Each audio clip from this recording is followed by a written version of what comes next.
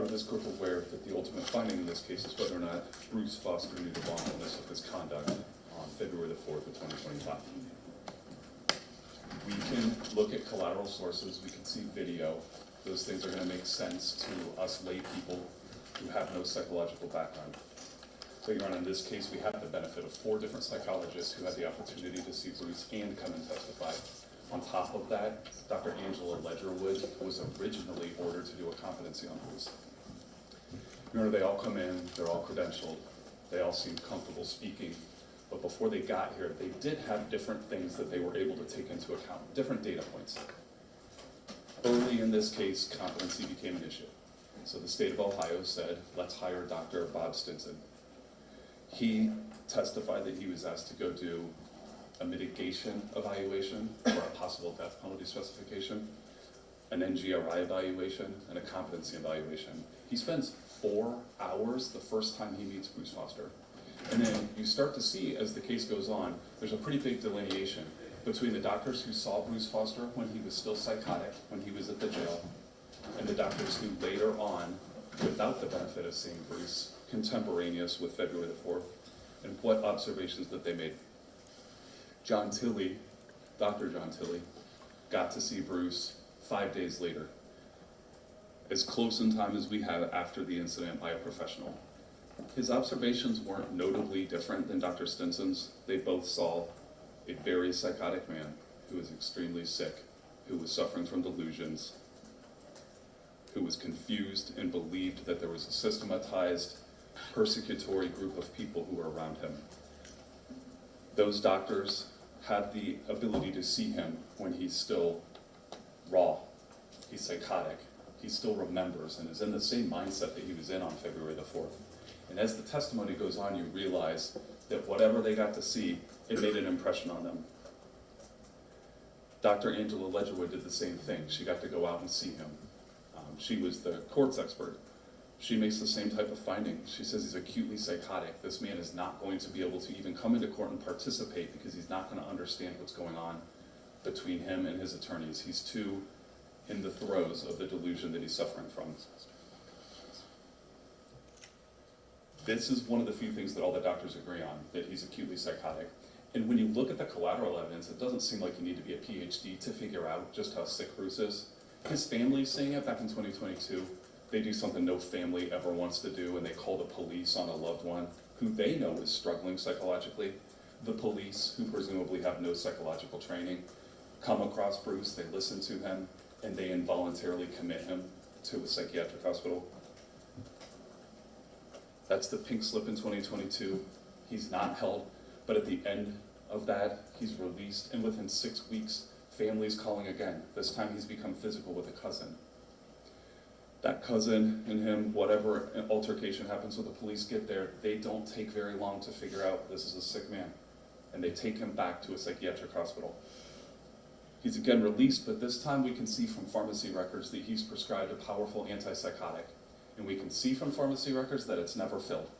And this is something Dr. Tilley talked about. People who suffer from schizophrenia, one of the symptoms of their sickness is that they don't know that they're sick. They think the people around them are the problem. Their reality is so real to them that when other people, even groups of people, tell them, you need help, they discard it. And that's exactly what Bruce did here. He followed a pattern familiar to all the psychologists about symptomatology of schizophrenia. Our mothers are probably something everybody can universally kind of understand, are the one person who throughout your life, through thick and thin, have your back. And so maybe it's noteworthy and worth saying here that Bruce's mother is one of the central figures in the scheme that he believes is happening. Now, part of why his mother becomes one of the people that's key to his perception of reality is because he lives with his mom part of this time. She is a person who he has day-to-day interaction with. And in the midst of driving him to and from work, she still becomes suspicious to him. She becomes one of the people he focuses in on. It seems that, although she is his mom and she's taking care of him, one of the reasons that she gets focused in on is because she's just a person who has contact with him day to day. Don't forget, everybody describes him as a loner. People who worked with him said, I was lucky to get a word out of him. I could see him look at me and I knew he understood I was there. But Nick said, I worked with that guy for years and normally I would just get a nod or something small. That's symptomatology of somebody who's seriously mentally ill. Again, that's something that everybody agreed upon. When you hear that Dr. Stinson was asked to go do an evaluation of Bruce, he's given 3 different things, not just the NGRI report that he came and testified to, but also competency, also potential mitigation should there be a penalty phase at the end of this trial. And so he spent 4 hours with Bruce when he was still psychotic and at the Licking County Jail. Assuming that Dr. Tilley, who spent just over an hour, and Dr. Ledgerwood, who just spent over an hour, also saw him while he was still psychotic and while he was still at the jail, and that they did the things that they were supposed to do, it's very noteworthy that Dr. Stinson spends 4 hours with Bruce. In that time, assuming he used his time well, he probably arrived at the same conclusions in roughly the same amount of time as them, but you got 3 extra hours. And it turns out some of the stuff that he was talking to him about is what he believed. It was a stark contrast to when you heard Dr. Cara Marciani testifying. She never really talked about what was going on in his head. She took a reality that all of us can understand and applied it to a man who wasn't understanding much of that reality because he was so delusional, which she acknowledges. And it struck me that when you hear these different versions, the doctors who took the time to ask him, what were you thinking? What was going on in your head? Why would you believe that? Those are the doctors who came in and talked about how sick he was and why some of the things that the prosecution's focused in on that objectively make sense, why they were able to consider that hypothesis but then move on from it. We can fast forward now to 2025 and everybody agrees he's still acutely psychotic. You can see video of Bruce. We basically see his whole day. The police, Detective Bauman is able to go back and pull video of Bruce walking out of his apartment complex. We have a digital trail of him ordering an Uber and what time he arrives. We've got video of him when he arrives, when he walks in, when he goes down the back hallway and drops off his bag. The whole time that he's working, you've got him in the cafeteria, you've got him walking into the KDC-1 warehouse and firing his weapon at innocent people who just happen to be coworkers.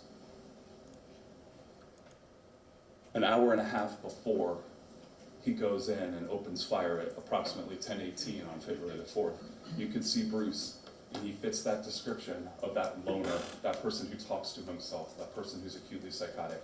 You can see him standing in front of vending machines. His hands are gripped. You can see his mouth moving. You can see this is an aggravated man. You can see body language, and I submit to the court, you don't have to be a psychologist to understand what that body language says. Anybody who saw that would think, let's take a step back. This man's upset about something. He explains what he's upset about. He tells Dr. Tilley and Dr. Stinson, and presumably Dr. Ledgerwood, I believed by the end of my shift I was done. The collateral sources that all the witnesses said they looked at note that when he's taken to Central Ohio Behavioral Health, he tells them exactly what the plan is that he's seeing. He's medicated by that point, but they're talking to him and they're asking him what was going on back then. Those aren't the doctors who he knew to be the ones doing the evaluation that would end up in front of the court. Those are doctors who he was just talking to at a hospital, and he explains, by the end of my shift, I know I'm going to be hanged. All of these people who have been conspiring against me are coming together. His symptomatology appears to be more acute that day.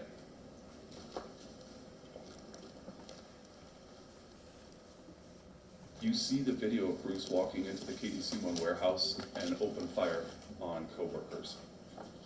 The coworkers don't seem to be random. They are targeted.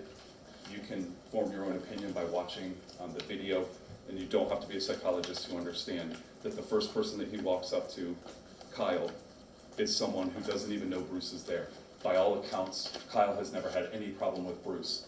That doesn't make any sense. And all of us in here are trying to make sense of what happened. But if what happened is that we're all being forced into the thoughts of a delusional man, it's a little bit of a challenge. It makes sense that people say, hey, he targeted this innocent man, executed. These things aren't really being contested. We're not here to talk about what happened as far as what's on video. It's right there. But what you hear from Dr. Stinson is that he talked to Bruce. Dr. Tilley says the same thing from having met with Bruce on a different date. Bruce believes that Kyle had a brother named Jeremy who had targeted Bruce when he was somewhere either 7 or 13. We go back and forth a lot about it. It doesn't much matter. It's not that Bruce, when he was 7, thought he was targeted. It's that Bruce, on February the 4th of 2025, believes that as far back as then, that this first victim who he walks up and shoots has been targeting him since he was 7 or 13. That his brother went to some YMCA charity event and targeted him. That makes him a target. And then the person next to him, Dr. O'Donnell says, oh, the other person was just proximate. Your Honor, that's just wrong. If you watch the video, it's not just that he's proximate to Kyle, who Bruce believes has targeted him since he was 7, because after he's shot, he runs, and Bruce discards multiple people. I don't know if it was a dozen or whatever. He runs past a whole lot of people who were there. This isn't proximity, because when he's no longer proximate, Bruce is still very much focused in on him. When Dr. O'Donnell testified, she said, hey, I don't like to watch these things. I moved quickly through that. I don't want to see it. Maybe it's something, a detail that escaped her, but it's on the video. He does not target Nick, who came in and testified that he had never had any problem with Bruce, that he never really talked to him. But Nick runs. Nick does the one thing that everybody should be doing, and he runs. But a lot of people don't run, and Bruce runs right past those people and continues to pursue Nick. Nick's being targeted. Nick wasn't proximate. It wasn't an accident. He thinks that because he was talking to Kyle, he is a target. Bin Tamang gets a ricochet from one of those bullets when he's chasing him. Your Honor, you're going to hear that you already heard that other people on the quality control line, co-workers of Bruce's, all came in and said none of us had a problem with him. None of them had an issue with him. This doesn't make sense to any of us. Why target your co-workers, the people who are on the line doing the same job as you? And then further, you hear Govan say, I used to help that guy. He'd fall behind, and I'd end up doing part of his job for him. He got there late a lot, and I'd end up covering for him. These are people who were kind to Bruce, the exact people you wouldn't expect anyone to target. Cigars is something similar, and don't forget the first person who shot in that quality control office, Shakar Shapagi. That man not only worked next to Bruce on a regular basis, he showed him acts of kindness. He knew that Bruce didn't have a ride to and from work, so he's the man who would go and give Bruce a ride. Unwittingly, proximity to Bruce becomes part of a delusion because Bruce is taking a systematized delusion, and if you get too close to it, you get incorporated into it. So the first person shot in that office is Shakar Shapagi. That man not only didn't deserve to be shot, he is the one person who has shown Bruce demonstrable kindness, who's gone outside of work and helped him and treated him like a friend. That stuff doesn't make any sense. This court knows motive doesn't have to be proven in any given case. So as I listened to the prosecution try to make a motive, tried to make a sensible, rational reason that this could happen, it struck me that they are stuck with the reality that we are either dealing with a man who is doing things that were so illogical and so delusional that it actually helps the defense because it explains that this man's not acting in the same reality we are. Let's come up with a motive. And that's what they set about to do. They painted him as a disgruntled employee. He's definitely been read a last chance letter. Sounds like there were 2 different versions of it, possibly from the same day, I'm not sure. If there's anything that 23 points out of a 10-point firing threshold demonstrates to us, it's that KDC1 wants to keep employees. They are not in a hurry to get rid of people. Whatever their personnel policy that they come up and testify about, because it plays into the prosecution's theory that this was a disgruntled employee, it's pretty obvious KDC1's not looking to fire people. They want people to show up. They want people who will work once they're there. And Bruce, for all the failures that they describe when he's there, does seem to show up. Late or not, a good employee or a bad employee, he's doing his best, and that's what Bruce tells the police. I think they knew I was trying my best. They ask him, or I think they're exploring the concept, are you a disgruntled employee? And he says, I think my supervisor, James, knows I show up and I try hard. He doesn't perceive there to be an issue. After the fact, the prosecutors talked over and over and over. Well, behind the scenes, there was an issue. And nobody tells that to him, and what we're supposed to be doing is looking at what's in his mind. So the idea that he might have known is giving a delusional, schizophrenic man an awful lot of credit. The idea that he knew that there was an imminent firing is something that they've come up with. That's not what was acting in his mind. He shows up for his job. Judge, the day that he executes what they call a plan, he clocks out.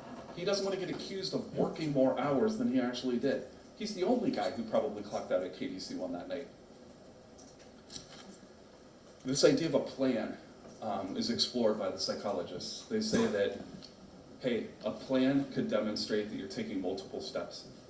Bruce has to understand at the end of this that a plan is wrongful.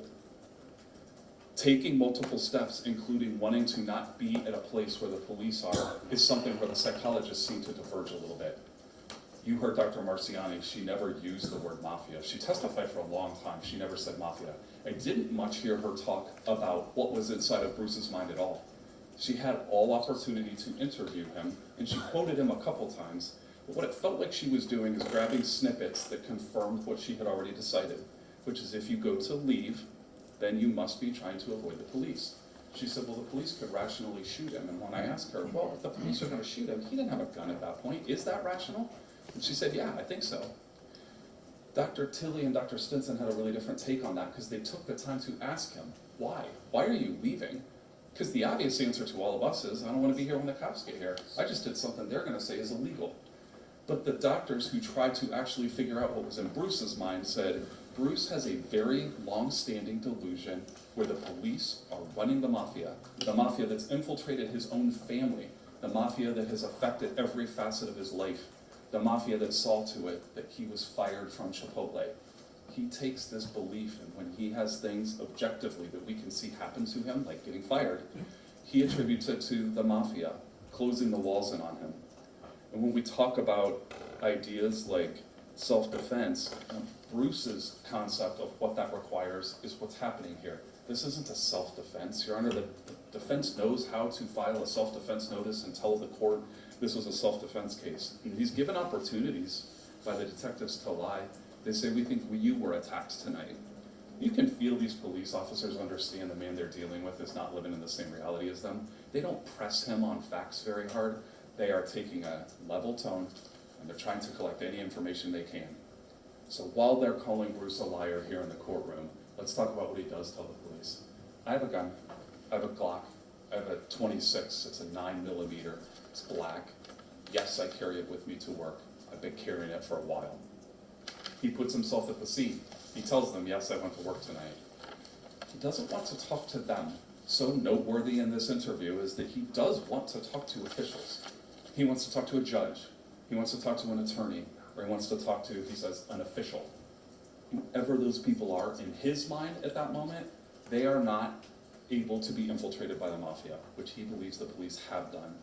So while he is guarded with them, there's an easy explanation, and it's understandable how Dr. Marciani, if she's defending the idea that he's lying to them, or Dr. O'Donnell, when she says, yes, he's coy, is the way she words it. What Dr. Stinson and Dr. Tilley saw is a guy who's still in the delusion that the police are infiltrated by the mafia, so he is guarded. And guarded with police is something we see in courtrooms every day by people who understand, uh-oh, I better not tell them things. But Bruce does tell them things. He incriminates himself left and right. I got a gun. I was at the scene of the crime. They've already told him, we've got video, Bruce. We have seen horrific things on that video. And he says, oh, did you think that was me? He may feel like, uh-oh, they're starting to come at me now. It's hard to know. He doesn't really talk about that part, and that's not what the doctors explore. But within his systematized delusion, the idea that these police officers are now looking at him starts to become something that you can see him say, you think that was me? Of course they think it was him. He clocked in. He's on video. Bruce won't lie to them outright. He says something like, you think that was me? And they say, yes, and we saw you shoot Shakar Shapagi.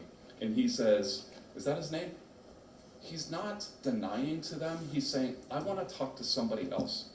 So what was that somebody else? That's somebody who's not infiltrated by the mafia, somebody who's going to listen to the belief he has that he has some sort of a pardon. Prosecutors have loved talking about pardon because we're a bunch of lawyers. We understand a pardon is an executive action that once you're prosecuted, you can be pardoned. Bruce's confused belief about what pardon is what we should be focusing on. It's frustrating to listen to them say, oh, he said pardon, and we all know what that means. Nobody wanted to ask Bruce his legal definition of a pardon. The prosecution's sure not asking him any other legal definitions, but when he says pardon, it plays into the story that they're telling. What this court should be focused on is what does pardon mean to him? And Dr. Stinson talks about that more extensively than other people. He says he believes, Bruce believes, that when he was a 7 to 13-year-old, he had a gun, and he had to defend his cousin against people who had raped or some horrific act against him. He had to use lethal force, and he shot 2 of them. He says this with equal conviction to the other things that he says. It's objectively just wrong. That didn't happen. But Bruce believes that, and he believes that upon getting into a courtroom, that he was only a free man as they spoke to him and as he lived the rest of his life, because someone took the time to understand what he had been through. Somebody had heard this delusion, and he just needed somebody who knew what he had been going through to hear his story. He didn't believe the police were the people who were going to listen to that. So when it came to that concept, he wants a judge or an official or an attorney. He's talking about people who will look backwards and realize that although it may not be obvious that this is what he's been going through, he says, yeah, it's horrible the way I live. What he's acknowledging to them is that he's been through so much stuff, and he is physiologically reacting to it. I mean, he believes every bit of this stuff. Prosecution talks about goal-driven behavior. Having a goal isn't whether or not you know wrongfulness of your conduct. Having a goal to get out alive because you think it is both necessary and urgent that you get out of that scene, because by the end of your shift you're going to be killed. Having a goal of getting away from that scene is totally logical. It's easily understandable. We know that objectively he didn't have to, but he talks to them about that right from the start. He gets an Uber.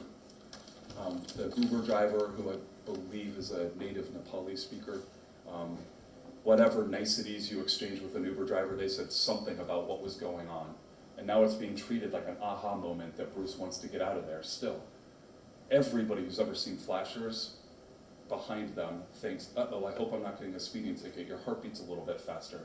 Bruce has been involved in something that he knows he's going to answer for at some point. He doesn't really take any steps to evade talking to people about it. But the low-hanging fruit, the easy and obvious answer is, well, he left. He does leave. And unless you've taken the time to understand why else he might leave, or in that interview, instead of cutting the interview, like it seems like Dr. Marciani did, instead of cutting the interview and saying, why? Well, I don't want to be arrested. Why would you not want to be arrested? You've got a pardon. You did the right thing. If you ask him that, he would have told you, as he told Dr. Stinson, because the police are there. They're probably a part of this. I don't want to talk to them. So the idea that he leaves and therefore we know what we would think, I should leave because I just did something illegal, isn't what's in his mind. And if you stop your inquiry at that point, because you don't take time to ask him what was going on in his mind, then you're not going to know, and you're going to substitute a logical interpretation of what he would have been thinking at that moment, for what's actually in Bruce's mind.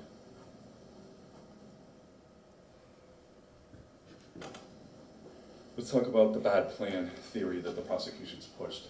The difference between a bad plan and absolutely no plan at all, just a stream of desperate actions, is nothing in this case. I have listened to the prosecution talk about him changing clothes a lot of times.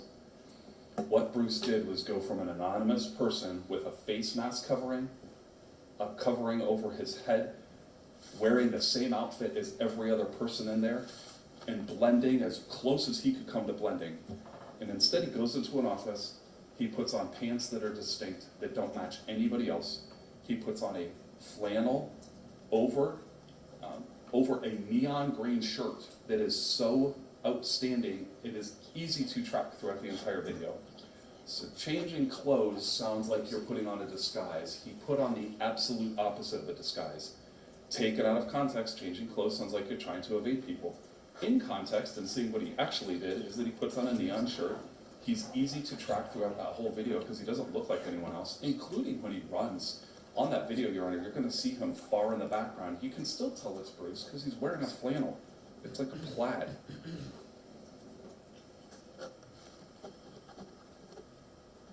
He's already clocked out by the time he did that. Again, I've pointed out he's going to be the only person that clocked out.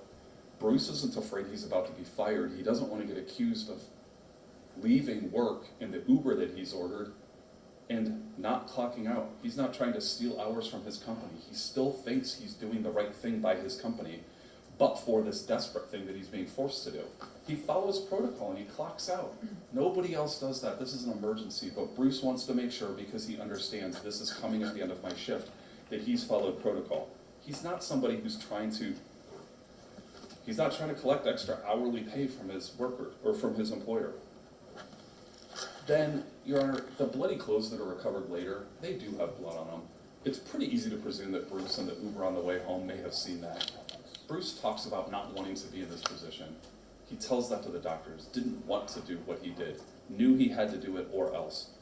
Clothes with blood on them are something anybody may discard, but I think it's noteworthy again. What Bruce changes into doesn't make his face or anything about his height or weight difficult to tell. He doesn't put on a big overcoat that hides the size of him. He doesn't put on a hat and pull it over his eyes with a COVID-era mask on so that people can't see his face. He changes his pants. That's not going to hide him from anybody. He may put on a different shirt, but it doesn't cover any part of his body. He's a really documented person on February the 4th. You can see him walking right back into the same apartment he's always at. The Uber's how he always got back and forth. So when you hear he left the scene, he also does something that every person understands, which is that Uber keeps records. They're going to have a digital record of where it went. And it's exactly what Detective Bauman did. They get an exigent circumstances warrant. They say, where did it drop him off? And Detective Bauman said, well, his name's actually there, so we just went up to the apartment that was listed. And there he is. And it's 12 hours later. So 12 hours later, if this is a man who's attempting to evade police, what he has done, according to Detective Bauman, is leave a soft holster that he told the police in an interview he owned. He's left it right next to the first person that he shot. That's Kyle. He loses his hat, probably full of hair follicles that eventually could be a DNA sample. He leaves it there. At the point that he gets to the quality assurance warehouse break room, his gun is taken from him. He hasn't filed off the serial number like he's trying to do a plan beforehand. This court's certainly seen people with guns that are illegal, bought from the street. He's got the gun that he bought lawfully from Vance's warehouse that gives the prosecution the date, the time, and the ammo that he's still got inside of his apartment when the police later get there. He's left all the shell casings. That might be detailed to pick up, but shell casings are big clues. And those are all still there, minus one, according to Detective Bauman. The bullets that are at his house are 20 out of 50. 10 are still sitting in the house, and they're live active rounds, but they're not in the box anymore. And the other 10 happen to match the clip that Bruce has that holds 10 bullets inside of it. As Detective Bauman said, every single piece of physical evidence is recovered, either at the warehouse or, in large part, at Bruce's apartment, where he's been for the better part of 12 hours, with all opportunity, as Detective Bauman was ready to do, all opportunity to hide it, to throw it in a retaining pond, to put it into a public dumpster, to hide it anywhere in this really big world that he could walk to on foot or Uber to. He doesn't do one of those things. And the police are ready for that because it makes sense. But Bruce doesn't think he needs to be hiding things. He knows he wants to get away from the warehouse and the police that are coming, but he doesn't perceive himself as someone who needs to hide things. He tells the police, and the police tell him on that interrogation video, hey, there's cameras everywhere in there. He knows. He tells them, I know. There's cameras. They're making him aware we've already got information. What he feels like they don't understand is this long-term persecution. The doctors, Dr. Marciani, Dr. O'Donnell, who talked to him, are not diving very deep into trying to understand what was in his mind. They get to the point that it matches an objective reality that we can understand, and then they stop their inquiry. Dr. O'Donnell says, hey, I spent an hour and 15 minutes with Bruce, and she's got a very long resume. She's done this a lot of times. But when she's talking about it, it's noteworthy that she thinks it's some sort of a gang that's after him. It's the mafia. To a psychologist, maybe that just means persecutory beliefs. But to a person who's watched that video and looked at the collateral resources, because he says mafia over and over and over, it'd be a hard thing to mix up. What she does is talk to him about what's going on and why. She says in her report he broke his own rule. He knows it's wrong to shoot innocent people. Okay, this is important. The defense thinks all 6 people who were shot are innocent people. I think Dr. O'Donnell thinks that all 6 people were shot were innocent people. But when he uses the word, it would be wrong to murder an innocent person, she stops her inquiry. She doesn't say, did you shoot anybody who wasn't innocent? Because I think in Bruce's mind, absolutely not. I've been carrying that gun for months and I haven't wanted to hurt anybody. I was suspicious of Chipotle. I was suspicious of people on OSU campus, but I wasn't sure, so I didn't do anything to them. The people that he shot, he believes are not innocent people. You're gonna see in Dr. O'Donnell's report, she says, didn't want to shoot innocent people. She makes note of the fact that Nick, who came in and testified, ran away and she thought he was only shot because of proximity. Keep in mind when Dr. O'Donnell and Dr. Marciani are talking to the human being in this room, he has been in a psychosis that we can demonstrate since at least mid-2022. He has alienated himself, he has stayed away from family, he seems to have no friends around. You don't hear a wife, a girlfriend, or other people who are close to him. He's got co-workers who say he barely speaks to them. And at the end of all of this, you get to 2025. You've got a man who has alienated himself and been in a delusional state for 2.5 or 3 years at that point. And then when she talks to him, he has been taken from the structured Licking County Jail to the structure of Central Ohio Behavioral Health. 6 additional months pass, and that is 1 calendar year later after he's put on powerful psychotropic medications to stop the delusions. And they're now asking him, think about what happened a year ago when you were delusional. Now he's on psychotropic medications and he's trying to interact with them. He's telling them answers. He's doing the best he can to recount it. But would you want to hang your hat on anything that Bruce remembers from a year before when he was in a delusional state? So he does his best. He talks through things. But if you don't ask him the additional questions, if you don't put in the work and ask him, why would that happen? Why did you do that? Then you're going to hit a logical moment. Calling him a person who's under stress, I think is fair. He has lost his job. She describes financial stress, and she recognizes that as something that could make anybody's mental condition get worse. So she stops her inquiry. She says he's under a lot of stress at the time. The stress that you don't hear her talk about, it seems to be the biggest stressor in his life, is that he believes he's being targeted. He believes he's being targeted to the point that his mom is at least a key suspect in his mind. The mafia, which could infiltrate any group around him, is stressing him out. And then he goes home. He goes home at the end of this night and he throws up. And the prosecution says, look, that's evidence that he knew what he did was wrong. On behalf of anybody who's ever fired their service weapon from law enforcement or anybody who's ever been in combat, the idea that shooting another human being isn't stressful and doesn't have your heart pounding is ridiculous. The idea that it's only a guilty conscience that could make you do that is ridiculous. It was repeated by Dr. Marciani. You only get out bad things. You have a virus or something bad's happening to you. It's a body's physiological reaction to stress. This is a really stressed out guy back then. He believed day in and day out that he was in danger. And now he's gone through something that any of us would find incredibly stressful. At the end of it, he doesn't think he's done anything wrong. He's clocked out from work. He's taken the same mode of transportation home he always does. He walks back into his house, takes a shower, and falls asleep, where he's found with every bit of physical evidence that he could have hidden if this was any sort of plan, but it's not. This is a man who, in that moment, believed it was kill or be killed. As Dr. Stinson and Dr. Tilley told you, the doctors who spent 5 and 10 hours, so 15 cumulatively, talking to him and asking those harder questions. Why would you believe that? What was going on in your mind? Those things could be easily fact-checked, but they're important data points if you want to understand what's going on in Bruce's mind.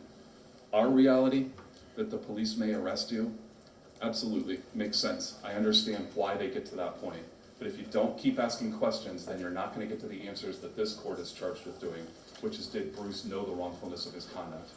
Running from the police is low-hanging fruit. It absolutely happened. It absolutely could have a normal interpretation. But nothing about Bruce's psychology is normal. Even amongst the schizophrenic population, they said that his acute psychosis was stronger than most, that he was extremely sick. And if you're not trying to understand that, you're not going to get to whether or not he knew the wrongfulness of his conduct. Your Honor, whether or not he could have run the other way has been raised by the prosecution. That's a traditional self-defense type of argument. Did you have any other option? Bruce didn't think he had any other option. As Dr. Stinson said, if you could just convince him that at 7 and 13, Kyle's brother didn't go and target him and he didn't have to shoot anyone, it would be that easy. We would have done that. It's not that easy to take a delusional person and convince them that what they're believing is wrong. That's not how delusions work. So Bruce took the reality and the only one that he knew, and he was in a kill or be killed night. He's described it repeatedly to doctors who were willing to listen and ask those questions. It's in the collateral records that Drs. Tilley and Stinson reviewed. You didn't hear it brought up with the other doctors, and they come to a different conclusion. But understanding those next level questions about what was going on in his mind is how you know that Bruce did not know the wrongfulness of his conduct. It is how you realize that at that moment, Bruce thought he didn't have a choice.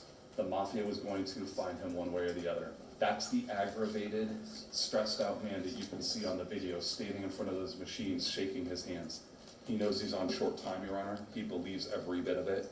He did not know the wrongfulness of his conduct when he acted on February the 5th of 2025. Your Honor, we're asking that you make the NGRI finding. Thank you.